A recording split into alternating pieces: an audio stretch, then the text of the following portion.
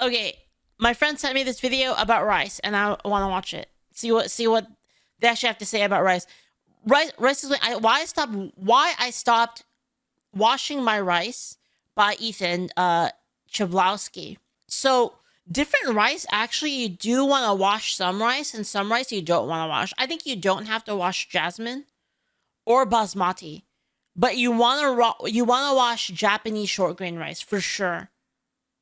If you've ever struggled cooking rice at home, even though you follow the directions exactly, or you've Jasmine's the most versatile rice. Clear answer on when, if, or how much you should wash your rice. Jasmine's the most versatile rice. You can use it for like almost anything. It's not your fault. The way we've conventionally been taught how to cook rice at home is completely backwards. For example, I want you to take a look at these 4 clips of rice. Also, the most expensive rice is Japanese rice. Japanese short grain rice, like legit one, and aged basmati rice are the expensive ones. 3 of them have the beautiful individual grains that we all strive for, but what if I told you the mushy pile was the only one that was washed prior to cooking, and it was also done in a rice cooker? Using conventional wisdom, this rice should have came out perfect. However, the other 3 were cooked in completely different ways, and none of them were washed beforehand. The first was cooked in the oven using a baking dish, the second was the classic stovetop method, and the last one, I just boiled it like pasta in a large amount of water. In all 3 cases, even though I used drastically different methods and didn't bother with everyone's most common tip of washing it first, I was able to get beautiful looking, aromatic, and great textured rice. So if you have ever struggled with cooking rice at home, or sometimes it works and then sometimes your rice doesn't come out the way you expect it to, I promise by the end of this video, you will be able to make great textured rice every single time you cook, regardless do you of the like rice? I don't eat rice. Method you choose. And in order to fully understand how rice works, this video is going to be broken down into 3 parts. Part 1, what is rice? We'll cover how we go from rice seed to brown rice to white rice, and talk about how the starch composition affects the texture of different rice varieties, such as why basmati rice comes out nice and fluffy compared to a glutinous sticky rice. In part 2, we'll go over the science of cooking rice. I love all rice. All of the rices are good. 2 variables that every home cook needs to understand. It's my favorite. The water absorption rate and the evaporation rate. And in this section, I'm going to do 2 tests where I asked, is there an optimal amount of water for rice to absorb? And second, do different rice varieties absorb different amounts of water? Where I cooked 7 different varieties of rice side by side. And using what we learned from part 2, this will bring us... Oh, this is fucking complicated. You just throw it in the rice cooker. Like, what the fuck? What's going on? What is going on? Part 3. The 4 You just put it in the rice cooker, you measure the water in the cup with the little measuring cup, you throw it in there, and then you just put the lid down, you press the thing, and it goes da na na na na na na na na na na na na na, and then you wait for it to be done. Essential rice cooking techniques that everyone should know. I'll explain how to cook rice in a few different ways, when to use them, the pros and cons of some of these cooking methods, such as cooking it like pasta. Sorry, not measuring cup. The rice cooker has use the measuring cup to measure the rice. You put it in the rice cooker, and then you fill the water up to the line of like the amount of scoops of rice that you put in. Washing versus not washing, or even doing it in the oven. And as a disclaimer up front, there is no single best method to cook rice at home. The only thing that matters is by the end of this video, you understand how to make rice that you are happy with. Yeah, each rice is different too. Let's break it down. I have a lot of kinds of rice at home. Our freezer becomes a place of forgotten and freezer. I probably in my cupboard, I probably have like at least 10 kinds of rice. Burnt foods.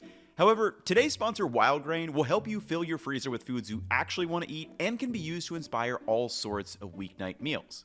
Wild Grain is a bake from frozen subscription box for sourdough breads, artisanal pastries, and fresh pastas. The boxes are customizable to fit your desires, and I don't really eat bread though. In 25 minutes or less.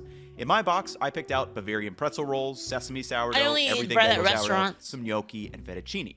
And what's great about it is you start becoming inspired by what you have and will ask yourself, what can I make with what I have in the freezer?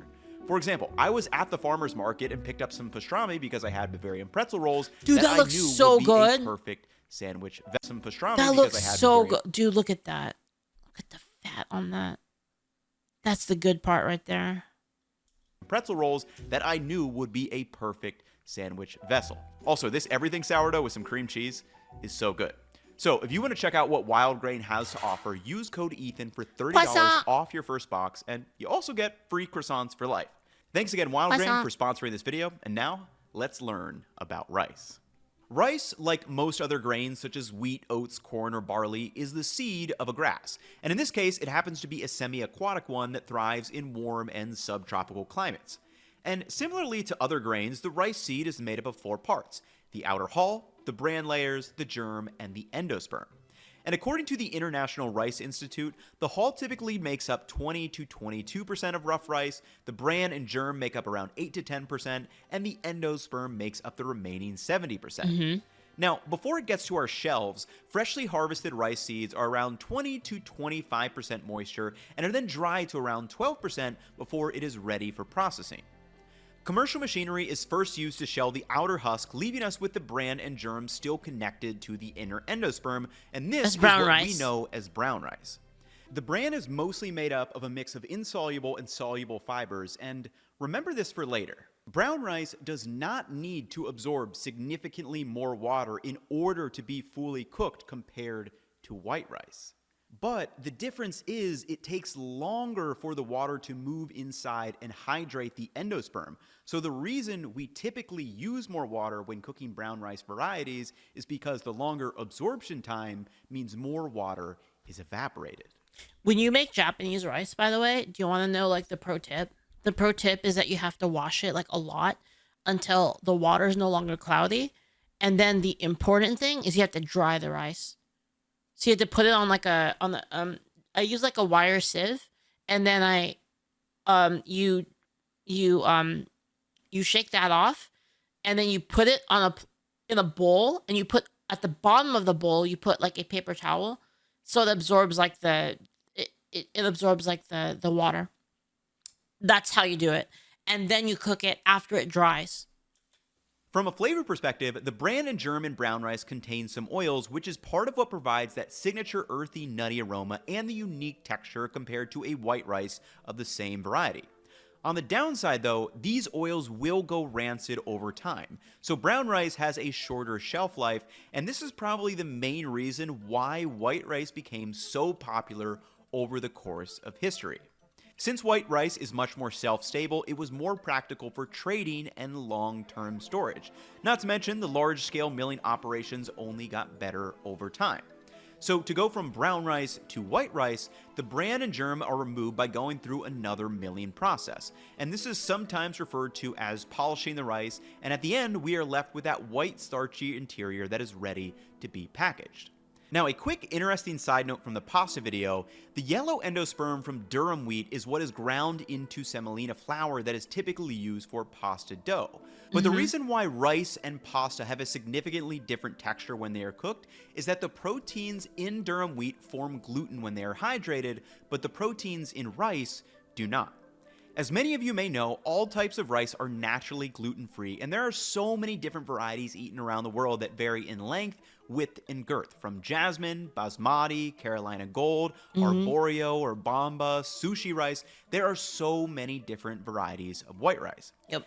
However, have you ever wondered how these white rices end up with such different textures? Like, why does basmati come out nice, fluffy, and almost dry feeling, and what makes sticky rice sticky? Well, as noted in the chemical aspects of rice grain quality, many of the cooking and eating characteristics of milled rice are influenced by the ratio of 2 kinds of starches, amylose and amylopectin. On a 100-gram basis, the white rice varieties are made up of 80% carbohydrates in the form of starch, amylopectin and amylose, 12% water, 7% protein, 0.5 to 1% fat, and then about 0.5% other micronutrients. And exactly as we learned in the potato deep dive, amylose is made up of a long single chain of 1,000 or so glucose sugars, while amylopectin is made up of 5,000 to 20,000 short chains of glucose in a much denser branch network. And according to the USDA, white rice varieties are typically classified into 4 categories. High amylose are considered greater than 24%, intermediate amylose is 20 to 24%, low amylose is 10 to 19% amylose, and then waxy is less than 5% amylose. Okay. And when it comes to the rice's texture, amylose and stickiness have an inverse relationship. The higher the amount of amylose, the less sticky your rice will be, and the lower amount of amylose, the more sticky the rice will be. So let's take a look at a couple examples. An example of a high amylose rice is basmati, which, depending on the variety and where it's grown, can be anywhere from 20 to 30% amylose. And basmati rice, when it's cooked, is known for its dry, fluffy, and individual grains. If you remember back, I love basmati rice for like saucy stuff. Back to the potato deep dive, russet potatoes also had around 30% amylose and are known for their fluffy, airier texture, and it's just kind of cool to see these same food science concepts at play. Now, on the complete opposite end of the amylose spectrum is that would be like, sticky rice. Sticky rice is probably the most glutinous or sticky rice. According to this paper on the production of glutinous rice flour, sticky rice can have just 1 to 2% amylose. And when uncooked, this rice has sort of a white, milky appearance, but once it is cooked and it has absorbed that water, has a really unique texture that is very sticky and it's like kind of chewy. Like I really like sticky rice. They eat it a lot more in like Southeast Asian cooking. They just give you like a brick of it. It's like a brick in a little plastic bag, and you just eat like barbecue with it. And this rice is popular in northern Thailand and Lao cuisine. Then in the middle of the amylose spectrum, we have one of the most popular rices in the jasmine world, jasmine. Again, it depends on the variety and how it's grown and how long and a variety of other things, but this can generally range from 12 to 20% amylose. And jasmine rice, when cooked properly, has a really satisfying texture that's just a bit sticky. I love jasmine rice. Now, when it comes to it's the most all-purpose rice. Jasmine. It gets you like to almost everything. Rice, most people will claim the reason we do this is to wash away the excess free starch. One of my main rices. There's like 2 main rices that I have that I eat almost every day. And that's Japanese rice, like short grain rice, and jasmine's the other one. That may be left on the exterior of the rice through the milling and packaging process. However, as we've just learned, all starch in rice is not created equal. Basmati already comes out less sticky and fluffy due to the high amylose content, so washing it beforehand probably has a negligible effect at best. Then on the other hand, with glutinous rice, the whole point of it is to come out sticky. In the case of arborio rice, we want to release the starch to form a gel for risotto. Yep. And if you're cooking with brown, red, or black rice, that outer bran layer... These ones I don't cook with. I don't really cook with black rice or brown rice. I'm not racist, I swear. Is made up of fiber, and it's not going to clump together like a white rice can. So in these cases, from a texture standpoint, why would we bother to wash those varieties of rice?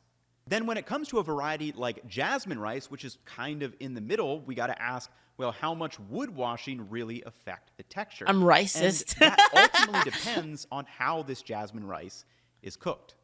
And now that we understand what rice is, how it goes from rough to brown to white, and the differences in starch composition between varieties. So it's like Michael Jackson. It is time to move to part 2, the science of cooking rice. And there are a couple of questions that I want to get to the bottom of. First, how does the texture of the rice change based on the amount of water absorbed? For example, is there an optimal amount, such as 1 to 1, 1 to 0.5, or 1 to 2, and when can rice absorb too much water? And secondly, do different types of rice absorb different amounts of water? For example, all the instructions on these packages are pretty... Those freaking things are so expensive. Those, like, I know exactly what brand that is. Those rices that come in that container are super expensive. Different when it comes to the water to rice ratio and the cooking times. This sushi rice says 1 cup of rice to 1.5 cups of water. The basmati said 1 to 1.75. The brown basmati said 1 to 3. And then I think the other one was 1 to 2, but it said it needed to cook for 45 minutes compared to just 15 to 20 minutes here. I also saw a website that claimed that Bamba rice absorbs 3 times the amount of water and still has a firm bite, which I am extremely skeptical of. So to get to the bottom of this, let's talk about the 2 variables that every home cook needs to understand. Regardless of the rice you are using, the water to rice ratio, the heat source, or specific method you choose, the entire rice cooking process always hinges on just 2 factors. 1, how much water the rice absorbs through starch gelation, and secondly, how much water evaporates during cooking. And in theory, we want the evaporation and the absorption to happen at a predictable rate. So the excess water we add evaporates off as the starches in the rice are able to fully absorb the water and be cooked through. Okay. For example, if we kept the water to rice ratio and the absorption rate constant, but the only thing we change is the evaporation rate, we will end up with over or undercooked rice. If the evaporation rate is slow, the rice will absorb more water during the cooking time, likely yielding a mushier texture. Just use a rice cooker. This is so complicated. And on the other hand, if the evaporation rate is too fast, the rice will not absorb enough water and still be firm in the inside. And with this first test, I want to figure out... Amateur, I can cook rice without a rice cooker. I did it yesterday. I did it yesterday. What is this dotted line on our graph? Let's call it the Goldilocks line, and this is the amount where the rice is just the right texture. I made some avocado rice. Now, in order to figure this out, I need to know exactly how much water my rice is absorbing, which means I need to remove the variable of evaporation, which can be very finicky depending on the size of the pot, how tight the lid fits, or how consistent the heat is. So we are vacuum sealing and making some sous vide rice for our testing. For this first test, I weighed out 5 100-gram bags of jasmine rice and added 5 significantly different amounts of water. These were 1 part rice to a half part water, 1 to 1, 1 Hey, wait, actually no, I don't. to 1.5. I was like, wait, do I have 1 that to 2 parts water, and all the way up at... Was that a Nova? Is it a Nova chamber? I think I have that. 1 to 1, 1 to 1.5, 1 to 2 parts water, and all the way up at 1 part rice to 2.5 A Nova chamber vacuum sealer. I then vacuum sealed the bags and placed them in a sous vide bath at 195 degrees Fahrenheit. Oh, I have that. I have that sous vide. That's the one I use. And we'll be able to see how the texture of the rice changes based on how much water is absorbed. And if you've ever wondered how rice actually cooks and changes texture going from hard and crunchy to soft, tender bite, here's the science of how the starches are able to hold onto water through gelation. When water is added to rice, the outer layers of the grain start absorbing the moisture. For brown rice, this softens the bran on the outside, or in the case of white rice, it is the outer endosperm. For this test, I'll only be using jasmine white rice, but in the second test, we'll see this can make a big difference with the brown, black, and red rice.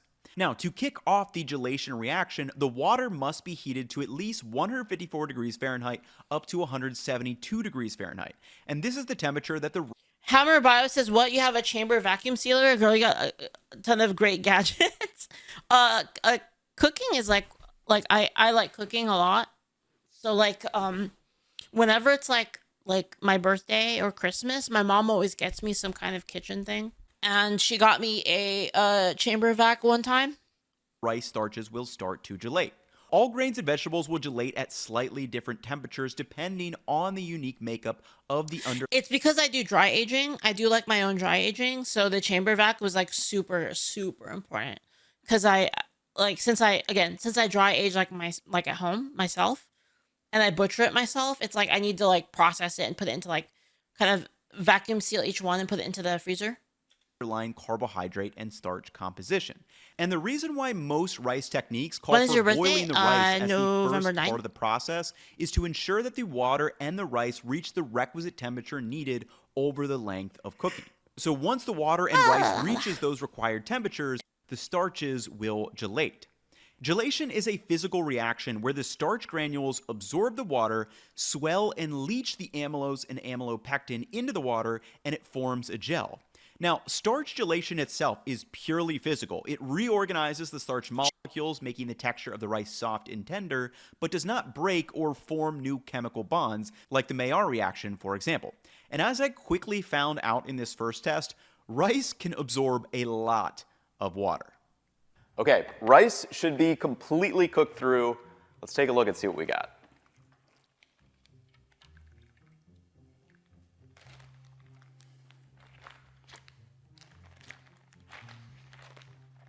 All right, we've got our 0.5. We've got our 1-to-1 ratio. Oh man, this is so cool. 1 to 1.5, 1 to 2, and 1 to 2.5. This is incredibly cool to see in person. I mean, take a look at this 2.5 parts water, and it absorbed, all that water. There's no free water left in there. But the size of the rice granules and the texture of them is completely different compared to as you go all the way down to the line of the 0.5 parts. So what I'm gonna do is grab some B-roll and close-up so you guys can take a look and I can show you as I'm talking through this, and then we'll come back here for a little taste test and see what is probably the optimal amount of water absorption we want if you are after kind of individual grains that This is like this guy, if you like this kind of stuff, by the way, this is like all this guy does. He does he does like his own experiments to find out like what's good. I'll link you guys like his channel. He takes like myths and he basically just does his own research into it, and you can see like the entire research project. Is expensive olive oil worth it? For instance, like he'll just do a thing on that and stick together. In each of these 5 bags, the rice fully absorbed the water. But as you can see, the size of the rice granules are way different. And in these macro images, we can see that the 2.5 times water has completely swelled and burst all the starches. But the question is, how different is the texture when I give it a taste, and what is that Goldilocks amount of water absorption? I have been completely nerding out over this, and I really do hope those up-close videos and images I was able to get really shows the textural differences of how rice cooks based on its water absorption. Because do not be confused by me, picking up a spoonful of this. You may be like, oh, it's not like a gooey mess or anything, but this has way too much water absorbed. If I just take a little pinch in between my hands, I can easily turn this into rice paste, and same with when I take a bite. It has no chew, no structural integrity. This is great if you're trying to make congee and turn it into a porridge. You basically are just overcooking your rice and then mixing it in with more water, and that's how you make a nice congee. But that's not what we're after when we're trying to kind of just eat rice as individual grains. So let's go all the way down to this lower end. I see congee all the time. And hopefully you can hear this. Congee with freaking So you can hear there is not enough water in this 0.5 parts water to 1 part rice. It's not as crunchy as an uncooked rice, but it's not that far along. And this completely changes when we get to the 1-to-1 ratio. That to me is the perfect texture of rice. It's fully cooked through, but it still has structural integrity. It has a nice bite and chew to it. It's just very, very enjoyable to eat. Now, in doing this test, I was also very interested to kind of know, how different is it when we move further up? Like, when does the rice become nice and chewy and have structural integrity versus too mushy up here at the high end? So let's give these a taste.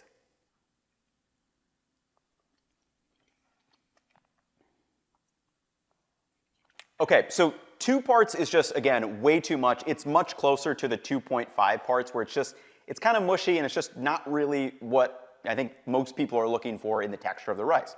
1.5, I would also say, is just too much water absorbed, but it's not egregious where if I got served this, I wouldn't be like overly unhappy. I'd be like, oh, this is like a little bit softer than normal, but I would still consider this as, acceptable. So 1.5 I would say is acceptable, but really if you compare and contrast 1 to 1.5 parts absorbed, I think everyone will love the kind of the chew and the springiness. It's fully cooked through, and for me, this is where I want to be when I'm cooking rice. Five of says it bothers me that he's raw dogging rice. Someone give him a side dish.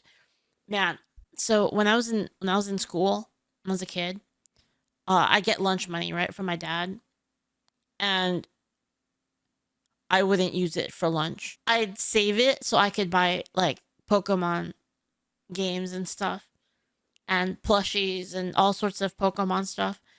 I would just not eat it. I would just keep the money and just pocket it. And a lot of my friends did the same thing. And we'd go to the cafeteria to get food. And I didn't do this, but like my friends who were like white, they would do this. They would just go and just order a bowl of rice. And I'd be like, what are you going to eat that with? And they'd be like, open a packet of soy sauce and just put it on top and then mix it and eat it. And I thought it was like so fucking awful. I was like, what the fuck are you doing? And then like the next person, like the other person would do the same thing, but they'd put like 2 slices of butter on top and then they'd mix it and eat it. And I was like, what is wrong with you guys? Home. And now what I am very, very interested to test is to do I this was like, exact what same the sous vide fuck? rice, except we're only going to do 1 part rice, 1 part water, and we're going to do a whole bunch of different rices and see how different the textures are when we change up those starch compositions. You have a problem with soy sauce rice? Nobody does that. What the heck? Changes. So let's go. Okay, so based on my observations from test number 1, I'm actually going to turn our Goldilocks line into a Goldilocks zone of rice 1 with to some vinegar 1.25 and salt parts slaps, water though. absorbed. Now, could you get even more granular and do testing like 1.1, 1.2, 1.3, 1.4? Yes, we totally could, but I don't want you guys to get the idea this needs to be an over... You just described all of Hawaii Leafs as Trapper Scout. Yeah, but there's usually something else with it, and Hawaiian like soy sauce is kind of different. I do that too if I'm having like a Hawaiian breakfast, like you know, I got like Portuguese sausage or spam with like some eggs, and then like you put the eggs on top of your rice, and you like pop the yolks over the rice, and then you put a little bit of soy sauce on top. Like yeah, I get that. But just plain rice with soy sauce, what the fuck? Really scientific and like very tedious process. So what we're going to test next is what happens when we keep the water to rice ratio the same but change the variety. Yeah, see when you cook, that's a little bit different, Stark. You mean like soy sauce fried rice, because you cook the soy sauce. It's like a little bit different. It's not like raw. It's not like the raw soy sauce. It's like you cook it. Anytime they make like stuff like that with soy sauce, it when you cook soy sauce, it actually tastes different. Of rice we use. And as I mentioned earlier, the 2 main starches in rice behave differently when heated. Amylose doesn't gelatinize as easily and makes the rice less sticky, while amylopectin gelatinizes more readily, making rice stickier. So for the second test, we're going to keep the water ratios the same, but we have very different amounts of the starch composition from all the rice varieties. Again, I weighed out 100 grams of each rice. I used 4 white rices, white basmati, sushi rice, arborio rice, and the glutinous rice. Then I used 3 whole grain varieties, brown basmati, black rice, and red rice. For each, I added 100 grams of water. What the heck is black rice? Vacuum sealed them up, placed them into... What is black rice? For forbidden rice? It's called forbidden rice. Black rice, forbidden rice, was said to have been forbidden for all but the wealthy and powerful to eat in China. Black rice has been available for general consumption for centuries. The heck? The 195-degree Fahrenheit sous vide bath, and as you can guess, the white rices fully absorb the water much quicker than the whole grain varieties. So how does the texture of the rice change based on the starch content? Let's see. So again, I don't very like brown cool rice. to see all of the textural changes and how the rice... There was like a period of time where I had some kind of brown rice health conscious moment, and I was eating brown rice for a while, and then I had white rice like next to the brown rice, and I was like, my health is not worth this. And I went straight back to eating white rice. Cooks. And one of my very first observations is that, as you would expect, it took a lot longer for the brown rice, black rice, and the red rice to fully absorb that water. The red rice took like an extra 25 minutes. This was about 20 minutes and maybe 15 minutes longer than all of the white rices, which I just pulled off at the same time because we have the water has direct access to the endosperm, so it absorbs much faster and cooks much faster, which means it evaporates less water, everything else being equal. Now, what I'm interested to kind of test here is just notice how the texture changes based on the starch types within these. So let's start with basmati. I've got to say, I think basmati rice might be my favorite just to eat plain. Like it's got that drier feel. It's not obviously. You know what? Me too. If it doesn't have anything on it, probably true. That's probably the one I would want to eat. See all the Leaflit individual grains, very aromatic. But once you add salt, then it becomes Japanese rice. A good rice to eat. Like throw anything Good over old it and you're probably onigiri. gonna have a good time. Now, when I move it down to the arborio, now this was very interesting to me because normally we use arborio rice for Risotto, right? risotto. So cooking Yeah. it in this way in like a 1-to-1 ratio is really a weird and unconventional use case. And it makes sense because you can see it's kind of all clumped together and there are some, you know, like you can still see the granules, but it makes sense that this would be better if I added more water and kind of You want to know like a little pet peeve I have that grinds my gears? It's when people say that they make risotto, but they aren't making a risotto. Like they make like rice and they're like, I made a chicken and mushroom risotto, and it's like just fucking rice. That fucking bugs me. It's like stolen cooking valor to like just cook regular ass rice and then put chicken and mushroom in it and then say you made risotto. made that nice Stolen cooking valor. slurry and gel consistency. No, I've seen it, guys. I 5Fs. I've literally seen it. There was this like Hollywood like kind of like giga woke person that my brother like used to follow on X a long time ago, and she was like, I made this risotto, and then like she would like post like videos of like not videos like pictures of making it. I'm like, bro, that's not risotto. Like what the hell? Get from They like just took some rice and then just put some chicken on it and then some mushrooms, and I'm like, that's not risotto. risotto with arborio rice. So that just makes a lot of sense. And then moving down here, I made this risotto in my rice cooker. Like, that's not risotto. again, we have sushi rice, which is similar in size to arborio rice, but you can see the individual grains a lot easier in this. And Did you stand at the pot and stir in the broth? Then risotto you done. Exactly, Zernog. Thank you. That's what I mean. It's cooking stolen valor. It's rice stolen valor. it makes it nice and easy to kind of form, you know, your little sushi rolls. Like you can see, like this would be what the nigiri. Like you could put a little piece of fish on top of that, and then there you go. Now, the next one is glutinous rice, and this has such a unique and I love and it. Chewy It's so texture that chewy. is really, really quite addictive. Nom nom nom. Man, Really the good with texture on mangoes. this is so interesting, and again, it's like it is pretty You just eat that shit with like mangoes and a little bit of coconut cream. It's so good. darn sticky. You can you can see that very, very sticky, very, very interesting texture. Now, when I get to the brown basmati rice, such a different texture and a much more intense nutty aroma. As you would expect, has that hardier texture, and I think it's because of the little germ that you can see in there, in addition to that bran layer, which, again, they're not made from starches, so they're not gonna have the same texture as a white rice, obviously. Big difference here when you cook Good with brown barbecue too, by the way. Sticky rice. Good with barbecue. rice is that, again, like I mentioned, it just takes a lot longer to actually absorb inside.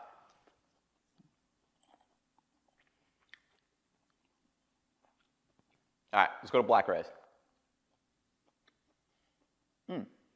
Again, a really nice texture. You can tell the inner endosperm is fully cooked through and absorbed with water, but you get that little extra bite. Again, I think from the bran and that germ in there. And then black rice specifically, really nice roasty kind of ness to it that I don't know how to describe, but I think this would be really interesting to make maybe a hearty, like roasted vegetable stir fry or something. That is really, really interesting. Then moving on to the final one, the one that took by far the longest, the red rice. I would say a lot more earthy compared to kind of the nutty or roasty ones that the brown and the black rice had. And then texture-wise, Definitely more bite to it. I don't know if red rice may have a thicker outer bran layer. I'm not sure. I mean, it did take the longest for that water to finally absorb. So these tests have shown that regardless of the rice variety, it only needs about 1 part of water to be absorbed in order for it to be fully cooked through. Obviously, okay. you can go higher if you want to, 1.5, or if you like your rice mushy, go to 2 or 2.5, or obviously it depends on what you're making for risotto. I like that wild rice, like the really long, thin one. That like it's like a tube. I really like that one. Or congee or something like that. But the trickiest part about cooking rice at home is that it is hard to control your evaporation rate. I've been doing this with vacuum sealed bags in the sous vide, but obviously this is a pain to set up. I would absolutely not recommend that you cook rice like this on a daily basis. It's just absolutely ridiculous. So what we now need to understand is how do you control the evaporation rate at home in order to make perfect rice? Like I mentioned at the beginning of this section, we want the evaporation and absorption to happen at predictable rates. And in test number 1, we showed that jasmine rice can absorb 0.5 all the way up to 2.5 times its weight in water through starch gelation in the same amount of time. However, the rice granules start to overhydrate, causing them to lose their structure, turning it soft and mushy, and we've established our Goldilocks zone of 1 to 1.2 parts water absorbed. Now in test number 2, we established that all of these rice varieties only need about 1 part of water by weight to be cooked through, meaning the reason all these rice recipes call for anywhere between 1 to 3 parts of water is because that is what is planned on being evaporated during cooking. Now, the recipe on your particular rice package may be an okay starting point when it comes to making rice at home. However, based on what I've learned and in my experience of just cooking a lot of different rices now, I find that most of these recipes generally tend to overestimate how much water you need to start with, because there are so many different variables that will affect how much water ends up being evaporated. This includes things like how tight your lid fits, how wide the pot or pan is. Yeah, the there's a lot of retention your factors. pot, whether it's stainless steel. You wanna know you wanna know the trick? Usually use a rice cooker. Aluminum, ceramic, You don't have to or worry about carbon any of steel, this shit. the heat source of your stove, the size and surface area of the rice granules, brown rice versus white rice versus red rice, and even things like the humidity and altitude of where you live will have an effect on the evaporation of water while you are cooking rice. Yeah, because it changes the air pressure. That's why. That's why the altitude matters because of pressure. That's why if you guys have ever seen those cooking packages, like those boxed like meals, they always say something like depending on your at sea level. I'll say something like at sea level or at certain elevations, like cook it for this amount of time. And that's because of air pressure. For example, if I had this rice cooker in Mexico City at 7,200 feet above sea level, Basically, yeah, see, you're seeing at sea level, and the reason why is stuff cooks faster at sea level than it cooks at higher elevations. The reason for that, again, is because of atmospheric pressure. The higher the atmospheric pressure, the higher the boiling point of water. Yes, that's how it works. The higher the pressure, the higher the boiling point of water. Wait, do I have it backwards? No, that can't be. No, I'm right. I have to be right. It's not backwards. It's not backwards. It's not backwards. I'm right. Yeah, I'm right. Let me explain to you like why this is the case, okay? Did you know that the absolute cooking cap when it comes to braising, when it comes to like like cooking things in general, the absolute cooking cap is the temperature of boiling. Did you guys know that? That's the cap of speed of cooking. Is water boiling. And the reason it's because after you hit boiling, then stuff starts evaporating. So you can't really get a higher temperature than that. At least when it comes to the actual surface of the food. So that's why pressure cookers work, by the way. You get a pressure cooker, and what the pressure cooker does is it changes it makes the temperature of boiling higher, which makes it so that the speed limit of cooking food is higher. Which is why when you when you cook with a pressure cooker, and like you say you're doing a braise, like say if you're gonna do like a braised short rib will take you about 90 minutes to 120 minutes, all the way up to like 4 hours, depending on like what temperature you run it at. But if you do the same thing in the pressure cooker, you can make braised short ribs in 20 minutes, 15 to 20 minutes because of a pressure cooker.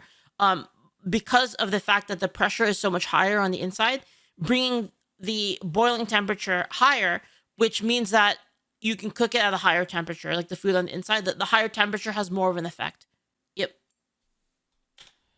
I may need to add a little more water compared to if I had it at a beach house right on the ocean. Now, before we get to those 4 essential methods, I want to explain why when making a double or triple batch of rice, it will often come out overcooked and mushy. And the general takeaway that you want to do when making a double or triple Pressure batch cookers is are that like you can double the amount of rice, but pressure cookers are like the hyperbolic time chamber of cooking. you do not want to. A lot of people don't like using them because they're fucking scary. People are always afraid they're gonna explode. They can be a little scary, but they're really, really, really good. Just get a good one. If you don't have a pressure cooker, I can recommend you one. I like the Ninja pressure cooker, just like the Ninja, like, because you don't have to worry about it. You just fucking put it in and like you don't care. You just it has like, you know, a screw lid, and it has like a pressure valve that like won't open if the pressure is up. And it's like automatic. So that one's really easy to use. Ninja pressure cooker. Ninja pressure cooker. If you want a manual pressure cooker, I recommend the Fagor Duo. I recommend that one if you want a manual pressure cooker. If you like stews, then you basically, if you're a big fan of stews and braises, pressure cookers are super pog, ultra pog. Ultra pog. I use it to make like a bunch of stuff, like stews, braises, red beans and rice. You can use it to make carnitas. I make carnitas with pressure cooker all the time. Yeah, pulled pork, canning, like Kahlua pork. Double the amount of water. Stocks. And here's why.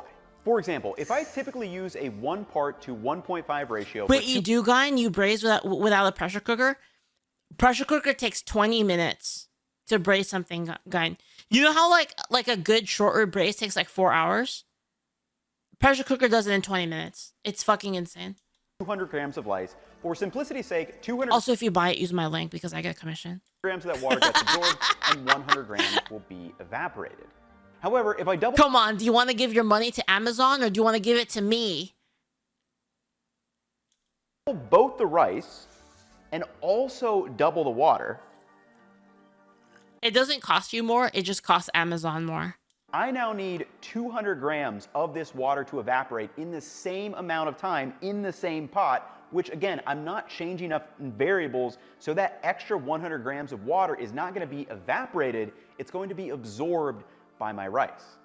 So when you are doubling or tripling a batch of rice... The thing is, I don't think they actually sell the other one anymore, the automatic one.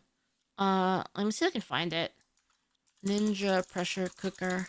The one that I have is really nice. Oh, they have it. Ninja Foodie. God, they're so expensive. They're so good, though. They're so good, but they're so expensive. This thing owns, though. Like, if you want to spend a little bit more, this thing owns really hard. I'll tell you a little trick. What I do with this thing. Let me link it. What I do with this thing is I'll make carnitas and I'll braise the carnitas. Like I'll put like I'll put the chopped up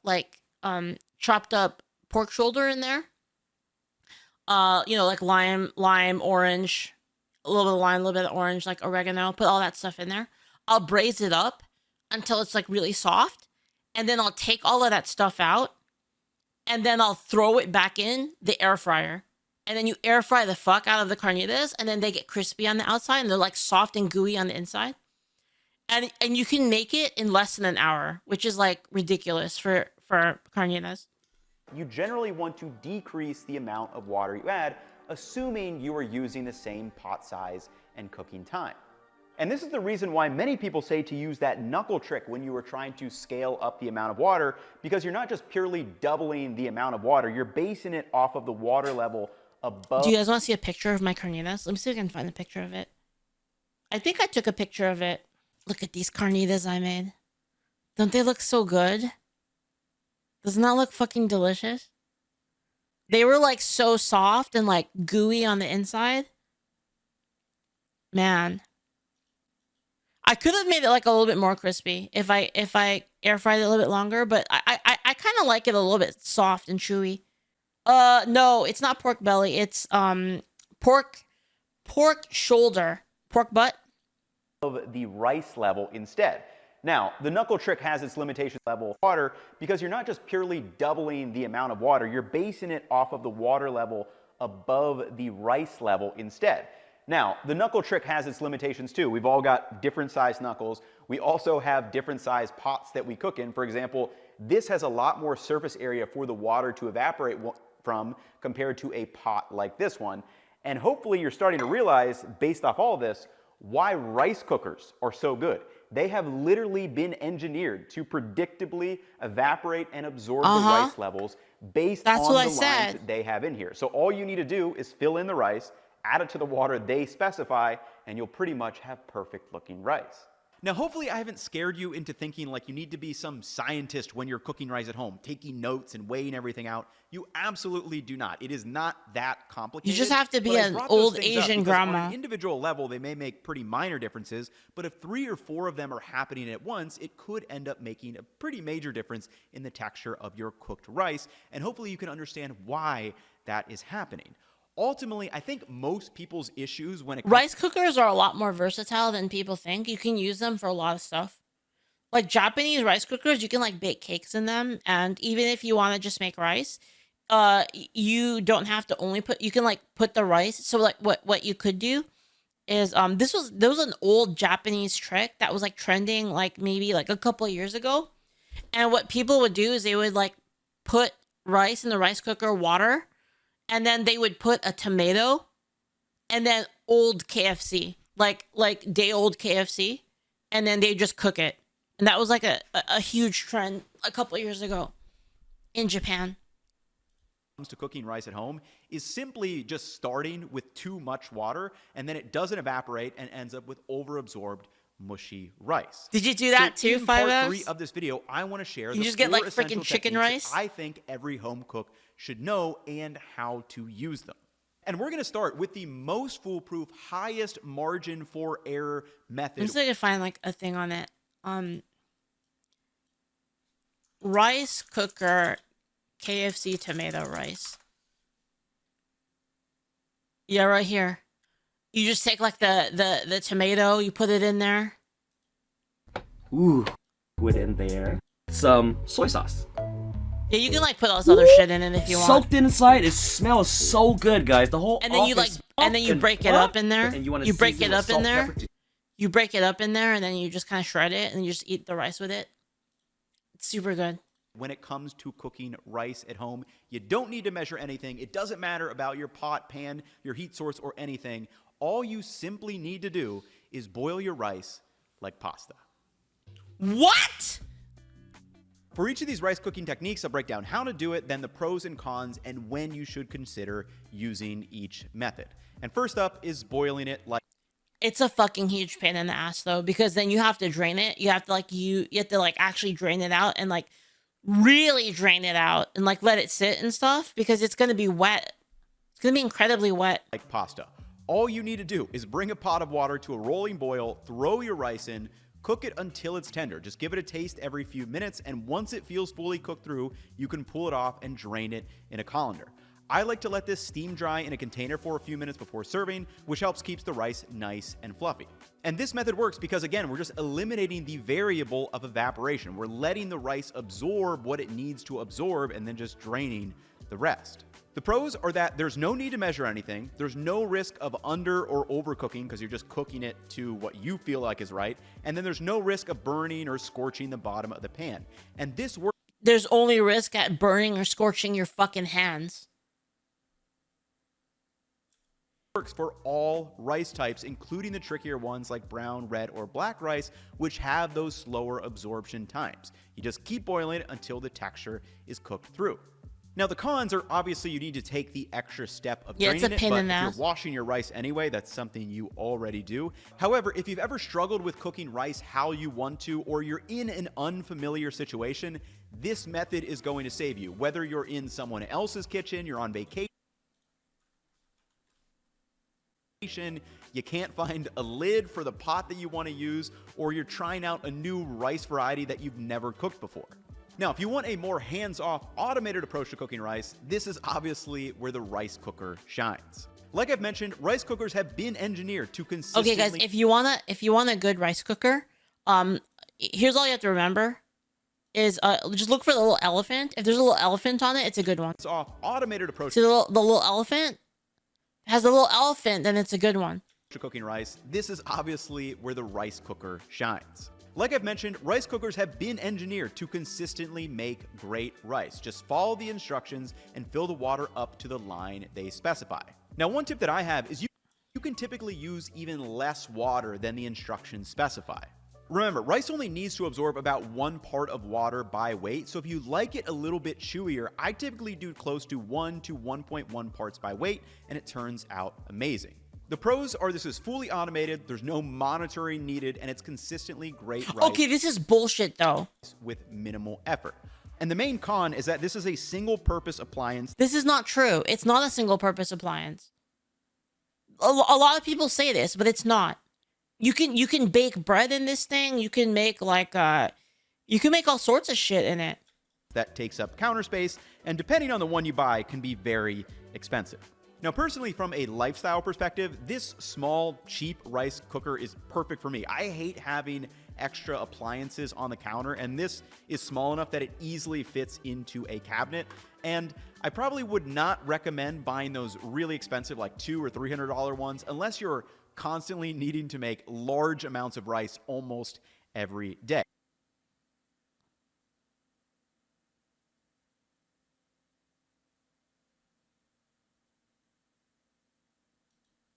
Now, the downsides of these first two methods is that they can't be used for recipes that require you to toast the rice first, usually with a fat source and aromatic. So if you are making dishes like Mexican rice or jollof or paella or something along those lines, you better know how to cook your rice on the stove. Now, I'll keep it straight with you. Of the four methods, I've made paella before. I actually have a paella pan. I used to have a paella pan. I think my mom threw it away.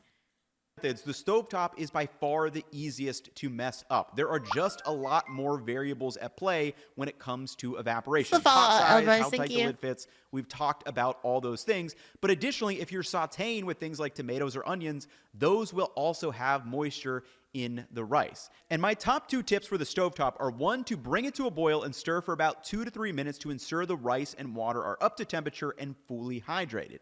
Then, instead of trying to simmer it on the stove, which introduces more variability, I actually turn the heat off, add a towel over the pot, and press the lid on. This creates a consistent... That's actually a pro tip. This is smart. ...seal regardless of the pot you are using. Then I just let it steam for 15 minutes, and it tends to turn out great. And the last method I want to give as kind of an honorable mention is oven-baked rice. This is great if you need to cook rice ahead of time for a crowd or need to save some stove space around the holidays. All the same variables are at play. Add boiling water to the rice, then create a tight seal with the aluminum foil, pop it in the oven, and just cook it until that water is fully absorbed. And we're going to put up a little write-up with these 4 methods if you want to try them out for yourself and just need a little recap of what we learned in this video. I mean, if you have nothing and you need to cook like a big-ass amount of rice, probably does work, honestly. But now let's have the discussion. Now that we have the required context, when should you wash your rice? Personally, as you may be able to guess, I have stopped washing my rice. And the simple reason is I can make rice that I am perfectly happy with without washing it. So I just don't bother. And if you are truly washing rice until the water runs clear, it is quite a bit of water you do end up using that likely has a little difference on the final texture of your cooked rice. That's not true. That's not true. Especially if you're doing sushi, if you're doing sushi rice or Japanese rice, it makes a big difference, actually. And none of the rice that I just cooked showing those method was washed beforehand. However, But the key is it's not just the washing. So if you only wash the rice, then yes, it'll have less of an effect. It's the drying part after that you have to do. You have to dry the rice off completely. I may give 2 caveats when you may want to wash it. First is if your rice is noticeably dirty, dusty, or maybe it's been sitting in your pantry for a long time and just smells off, I would say Jasmine, you don't have to wash. And secondly, if you're buying rice in like big 10, 20, or maybe a 50-pound bag or something, those may have little starch or debris left behind by the milling process, so it might make more of a difference in the starch gelation. Most modern rice available is in nice like plastic airtight packaging, or it might even be Oh, this guy's talking about. All my rice comes in fucking sacks. Plastic bag, airtight packaging. What the hell? vacuum sealed, so it's really just All not my much rice of an comes in a issue giant when it comes sack. to washing away any free starch. And remember the core learnings from this video. The texture of rice is going to be primarily dictated by 3 things. From Costco. The length, width, and girth of the rice granule, the amylose and amylopectin content that make up the individual granules, and then how I have to carry the sack of rice on my shoulder. much water is absorbed through Listen, guys, if your rice doesn't go underneath the shopping cart, then that's not, you didn't buy real rice. that cooking process. Basmati rice comes out drier when it's cooked anyway. We want sticky You're getting rice ripped to be off. sticky. Arborio, we want that starch to release into the risotto. And then whenever I'm cooking jasmine rice, I've dialed in my recipes to get them where I want them to be without needing to wash them. Now, I did do a test with washed versus unwashed sushi rice because that was something I don't have a lot of experience with and was kind of curious about. But in both cases, I was able to get the right texture of rice that I wanted. And remember, Guys, as a person who has cooked rice thousands of times, this is not true. Especially for Japanese rice. Japanese rice is the one that it really matters. Like the washing part really matters for Japanese rice, and especially for sushi. If it's for like, you know, just bowls, like you're gonna make like gyudon or something like that, or like, I don't know, some like nabe curry kareraisu, it doesn't matter that much. Like, I mean, it still does change it, but like, is it that big a deal? Not really. But like, if it's sushi specifically, it's like you really do need the process for it. the goal of this video was to make rice that you are ultimately happy with. It does Jasmine rice doesn't matter. Basmati rice doesn't matter. He's right on those ones. not matter what I do. It does not matter what someone else does. Make rice that makes you happy. And if you've ever struggled, just throw it on a big pot of water and boil it like pasta. So hopefully you guys have enjoyed this video. It was a lot of fun to put together. And I learned... I wonder if actually Chef Miyamoto did a video on it. Let me check. See, he washes it. I mean, Miyamoto washes it. so much. It felt like I was seeing the rice matrix for the first time. It was, Like, yeah. all It these was tips, Simply tricks, Ming, yeah. methods, or when I've made rice in the past and it hasn't turned out the way that I wanted it to, I now understand why. Also, that website that was claiming that Bomba rice like absorbs 3 times more water. It's like, no, the way you cook paella with Bomba rice is typically in a wide pan with no lid. So it doesn't absorb 3 times more water, or else it would be so soft like that jasmine rice in the first test. But it's evaporating so much water because there's tons of it's surface so area much surface and area. there's Yep. no lid to it. He's Also, right on if that. you've never tried some of these rice varieties out that I kind of mentioned, like the sticky rice or basmati or even just a nice jasmine rice, I highly recommend it. It is really fun to compare and contrast the textures and also the aroma differences, which we didn't get a lot to in this video. Also, I would love to hear from you guys on this video. What did you learn? What was surprising? What was not surprising? But anyway, that is going to wrap it up for me in this one. I will catch you in the next one. Peace, y'all. All right, I'll link you guys the video. That was pretty good. Pretty good info though on like what the ratio is of water to rice, and just like the differences between all the rice. I really like Ethan's videos. He does a lot of videos on kind of like salt, like is expensive butter worth it? You can see like I've seen this like the canned. We actually did this. Is expensive canned tuna scam? We actually have a thing on that where we watched.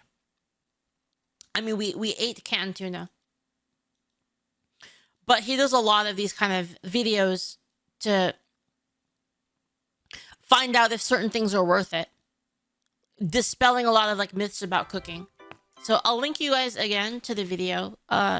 Please give the video please give them a subscribe. It's pretty good videos. I really recommend it.